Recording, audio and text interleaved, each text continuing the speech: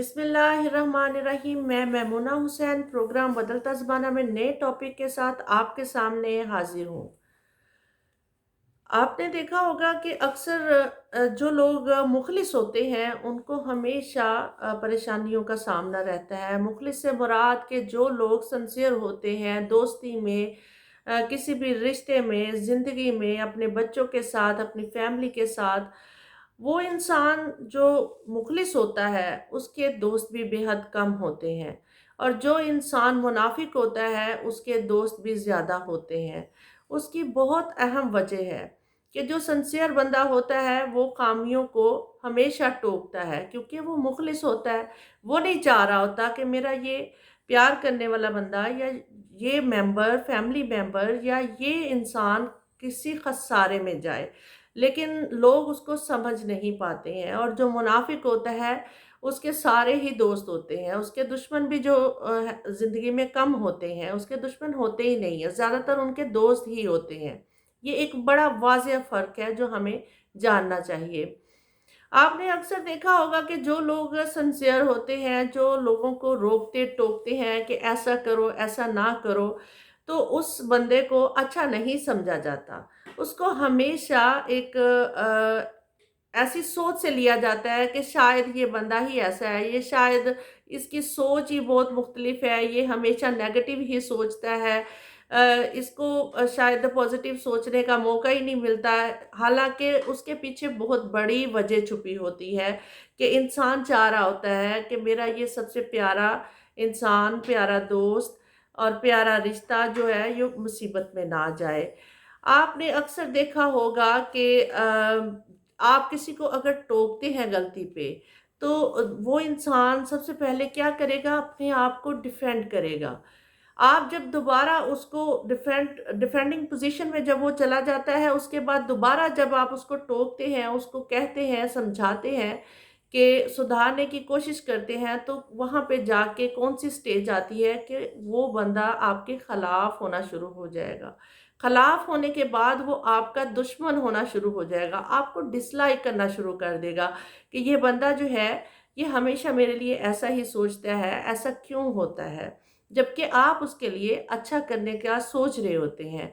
मिसाल के तौर पे आप किसी महफ़िल में बैठे हैं, कोई आपका बहुत अहम और प्यारा दोस्त या कुलीग जिसको आप महफ़िल में टोक देते हैं, लेकिन आप उस वक़्त सही पे होते हैं, आप चाह रहे होते हैं कि इस बंदे ने गलती की है, ये महफ़िल में दोबारा गलती ना करे, आपके दिमाग में पॉज़िटिव पहलू होता है।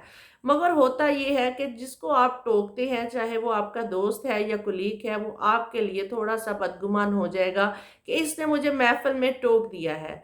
इसी तरह इसकी मिसाल मैं कुछ यूँ दूँगी कि आप अपने बच्चे को अगर किसी महफ़िल में टोक देते हैं कि ये गलती की है, वहाँ पे आप तहम्मुल का मुज़ाहरा नहीं करते। वो इसलिए नहीं करते हैं कि आपको बहुत मोहब्बत होती है। आप कहते हैं कि ये मेरा बच्चा आज गलती कर रहा है महफ़िल में या लोगों के सामने, तो ये दोबारा रिपीट ना करे। आपकी सोच ये होती है कि वो दोबारा रिपीट ना करे। मगर वहाँ पे क्या होता है कि बच्चा जो है उसके ज़हन में भी बाज़-औक़ात बदगुमानी आ जाती है। वो अक्सर आपने देखा होगा बच्चों को कहते हुए कि मामा या पापा को ये बात अक्सर कहते हुए आपने सुना होगा, शायद आपके फैमिली मेंबर्स में भी ऐसा होता हो कि मुझे पता था कि आप यही बात कहने वाले हैं। ये बात बच्चे को तो नहीं समझ में होती, वो तो अपनी ही तर्ज़ में या अपनी सोच के हिसाब से बात करता है। मगर दर हकीकत आपकी उसके पीछे जो टोकने की पोज़ीशन होती है, उसमें तरबियत छुपी होती है। आप उस वक़्त बच्चे की तरबियत कर रहे होते हैं। मगर आप एक बात याद रखिए कि अगर आप अपने बच्चे को भी महफ़िल में टोकते हैं, तो उसका रिज़ल्ट जो है, कुछ नेगेटिव भी होता है। आप दोनों पहलुओं से सोचें। उसकी मेन रीज़न कि आप महफ़िल में जब बच्चे को टोकेंगे तो जो इर्द-गिर्द लोग बैठे होंगे उस वक़्त, आपने तो सही काम किया है, मगर वो लोग सुनने वाले जो हैं, उसके उनकी सोच में आपके बच्चे के लिए जो एक माइंडसेट होगा, वो एक नेगेटिव माइंडसेट हो जाएगा, तो जिसको आपके लिए रिमूव करना बेहद मुश्किल हो जाएगा। एक बात हमेशा याद रखिए, जो कि तारीफ़ है, वो सबके सामने करनी चाहिए और जो तनकीद होती है, वो हमेशा अलहदगी में करनी चाहिए। آپ کسی کی بھی تربیت کرنا چاہیں، کسی کی خامی کو سدھارنا چاہیں، جو آپ کے لیے بہت اہمیت کا حامل ہے، جو رشتہ آپ کے لیے بہت اہم ہے زندگی میں، تو اس کو ہمیشہ تنقید جو ہے یا اس کی سدھارنے کی جو صورتحال ہے وہ آپ ہمیشہ علیحدگی میں کریں، تاکہ جو ہے اس کے دل میں بھی بدگمانی نہ آئے، اور اتنا رزسٹ کر کے کسی کو مت کہیں کہ آپ برے بن جائیں، لوگ آپ کے دشمن ہو جائیں۔ تو ان ساری چیزوں سے اجتناب کرنا چاہیے، کیونکہ دنیا میں ایک بات یاد رکھیے، یہ ایک فطری عمل ہے، کوئی بھی انسان خود کو غلط ثابت کرنا نہیں چاہ رہا ہوتا، کوئی بھی انسان خود کو غلط تصور کرنا ہی نہیں چاہ رہا تھا۔ دنیا میں سب سے مشکل ترین کام ہوتا ہے کہ اپنی غلطی کو ایکسیپٹ کرنا، اپنی غلطی کو ایکسیپٹ کر کے پھر اس کو سدھارنا، یہ دنیا کا مشکل ترین کام ہے۔ جو انسان یہ کام کر جاتا ہے نا، تو وہ زندگی میں مثالی ہوتا ہے۔ یہ دوبارہ جو آپ اگر بار بار ایک ہی غلطی کو ٹوکتے جائیں گے، کہتے جائیں گے، تو وہاں پہ جا کے آپ اپنی پوزیشن کو لوز کر جائیں گے، اور لوگ آپ کے لیے نیگیٹو سوچ رکھیں گے۔ ان چیزوں سے اجتناب کرنا چاہیے۔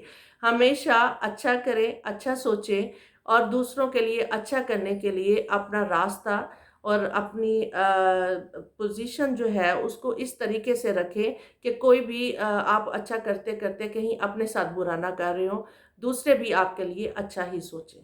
بہت شکریہ۔